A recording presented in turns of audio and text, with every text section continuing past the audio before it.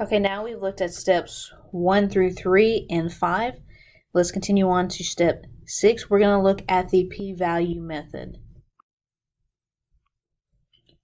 Okay, so what we need to do is we're going to compare the p-value always to the level of significance, which that is alpha. If the p-value is less than or equal to alpha, we're going to reject h sub 0. And if the p-value is greater than alpha, we will fail to reject h sub 0. Okay, so we will have a left tail, a right tail, and a two-tail test.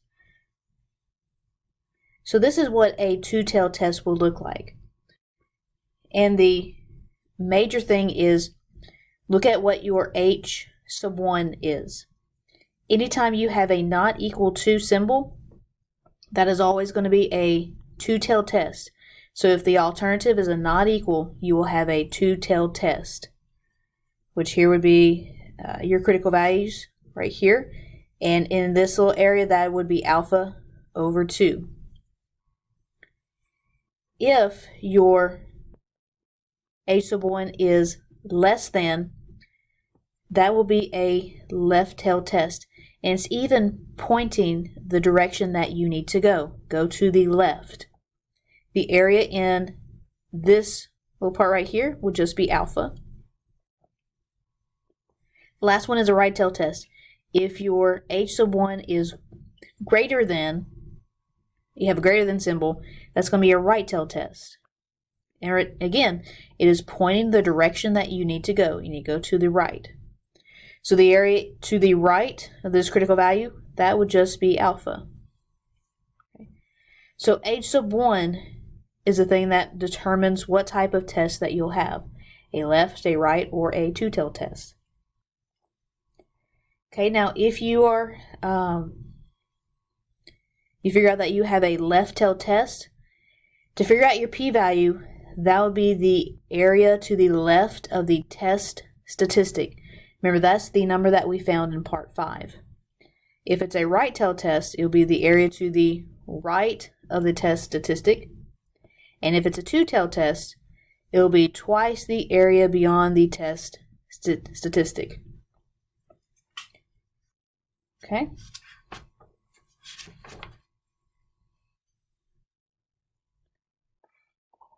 So assume that the significance level is alpha is 0.01. Use the given information to find the p-value.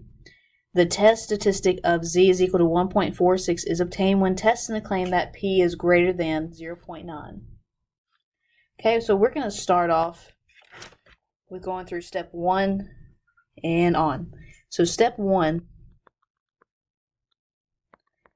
that's find the claim, which our claim is right here. P is greater than 0.9. Step 2, the opposite, P is less than or equal to 0.9. Step 3, find your null and your alternative. Null always has the equal sign, so P is less than or equal to 0.9. Alternative never has the equal sign, so P is greater than 0.9.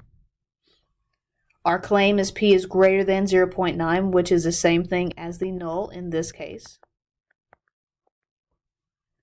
Step 4, state what the level of significance is. So alpha is equal to 0.01. Step 5, calculate the test statistic. Well, they already gave us that to us.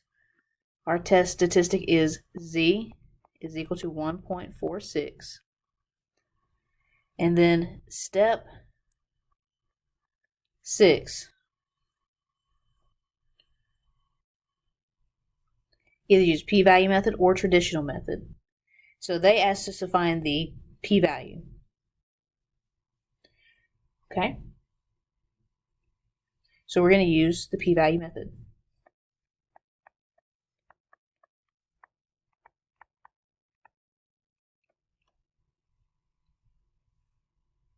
Now I need to figure out, do I have a left tail, a right tail, or a two-tail test? So I need to look at what is h sub 1. Well, h sub 1 is greater than, so that means that we're going to have a right-tailed test. Okay, so that right there, that's going to be my test statistic. Z is 1.46. Now back here, it says find the p-value using the z-score table or a student t table distribution. When we're talking about proportion, it's going to be a z-score. When we're talking about the mean and we don't know what sigma is, that's the student t distribution. They gave us a z-score, so we're working with the proportion. And it says p right here, which is proportion. So what I need to do is go back to my z-score table and find this number right here, 1.46.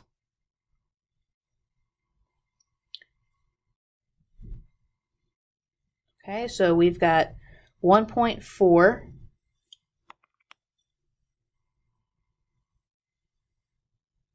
So right here. And then 6 right here. And then where they overlap,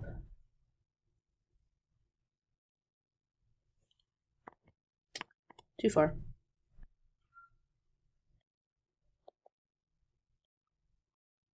Right here, 0.9279.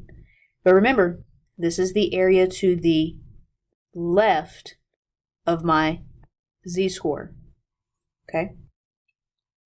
So that means all this area over here, that is the 0.9279.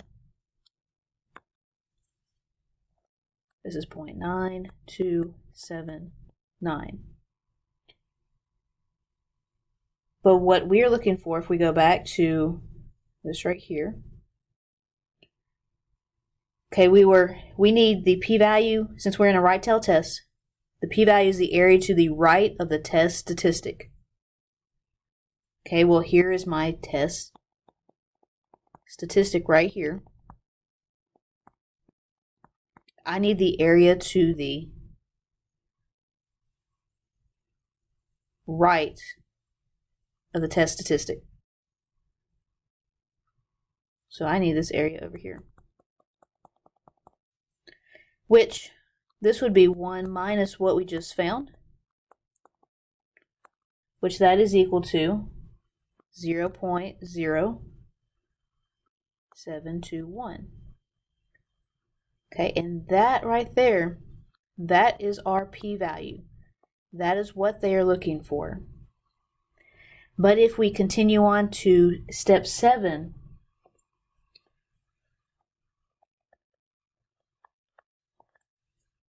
all right, step 7 says, state whether to reject h sub 0 or fail to reject h sub 0.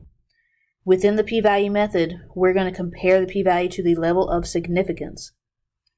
Okay, or just alpha. So we've got the p-value. We're going to compare that to alpha. We got a p-value of 0.0721 and an alpha of 0.01. All right, so my p-value is bigger than my alpha. So over here it says, if the p-value is bigger than alpha, we will fail to reject h sub 0. Okay, so that's what step 7 would be. We are going to fail to reject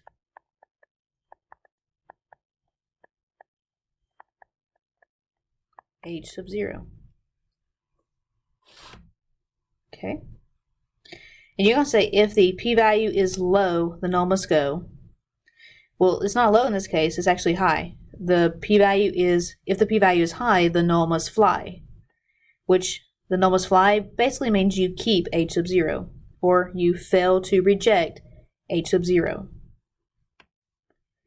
All right, we'll go on to step 8, which is putting everything back into English so you can understand what's going on. All right, so we just found out that we are going to fail to reject h sub 0. Now come back up here to your h sub 0 and your h sub 1. In this case, the claim was h sub 1. So what we're really saying is we are going to keep, let me get rid of this. We're going to keep h sub 1, which means we're going to get rid of or reject, we're going to keep h sub 0 and we're going to reject h sub 1, which was the claim. Okay, so what we're doing is we're actually getting rid of the claim, or we could say there is not sufficient evidence